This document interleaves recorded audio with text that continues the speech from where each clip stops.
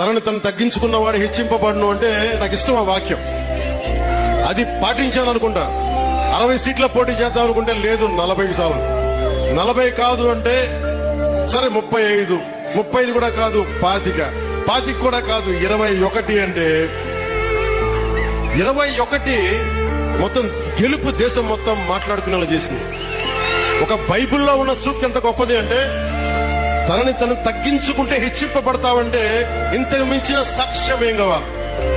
21 స్థానాలకి నువ్వు పోటీ చేస్తే 100% గెలిచి దేశమంతా మాట్లాడుకునేలా చేసిందంటే ఆ బైబిల్ సూక్తి ఎంత గొప్పదో మా టీచర్ కి, ఆ శిరోమణి టీచర్ కి, ఆవిడకి నా పాదాభివందనాలు. తనను తాను హెచ్చించుకొనువాడు తగ్గింపబడును, తనను తాను తగ్గించుకొనువాడు హెచ్చింపబడును.